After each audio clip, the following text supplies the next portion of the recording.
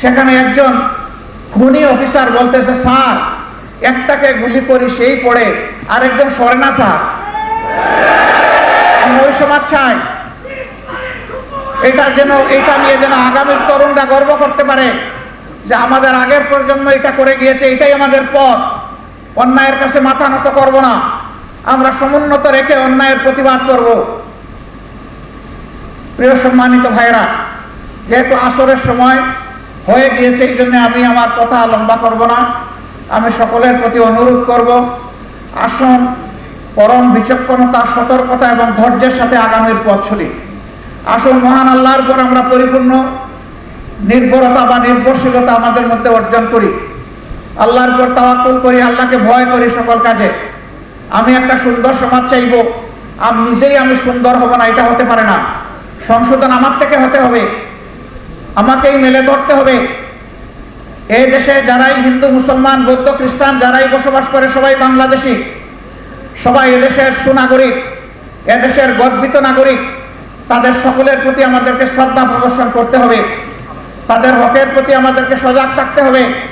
নিজ নিজ কর্মক্ষেত্রে উদাহরণ পেশ করতে হবে যে এখনো পরিচ্ছন্ন হাতের কিছু মানুষ এই দেশে জীবিত আছে এবং বাকিদেরকে পরিচ্ছন্ন হতে হবে। এই বাস্তব শিক্ষাটা সমাজে তুলে ধরতে হবে।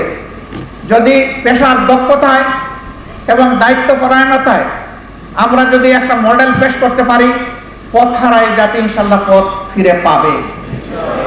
আজকে সবগুলা চেয়ার, সবগুলা গদি নষ্ট হয়ে গিয়েছে, অপবিত্র হয়ে গিয়েছে। এইগুলাকে পবিত্র অবশ্যই আমাদেরকে করতে হবে ইনশাআল্লাহ। এর জন্যে ওই ক্ষমতা দখলের বা গদি দখলের লড়াই আমাদের কাজ নয়।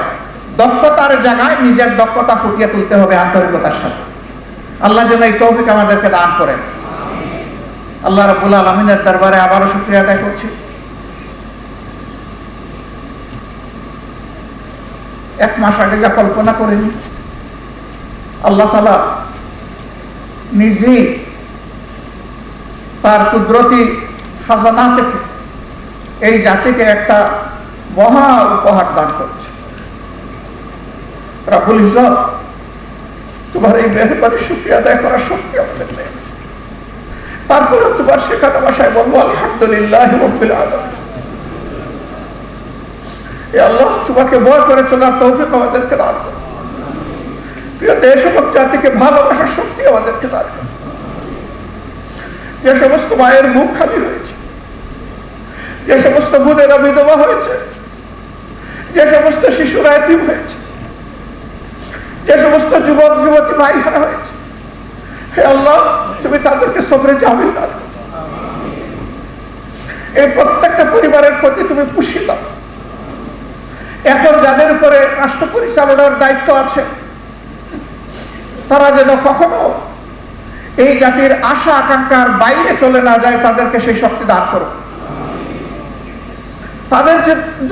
তাদের কারণে যেন আবার নতুন করে এই জাতির ক্ষতি না হয়, তাদেরকে তুমি হেফাজত করো।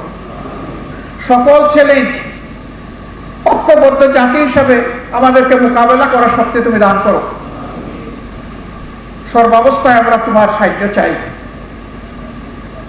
হাসবুনাল্লাহু নি'মাল ওয়াকিল, নি'মাল মাওলা ওয়া নি'মান নাসির। আসসালামু আলাইকুম ওয়া রাহমাতুল্লাহ।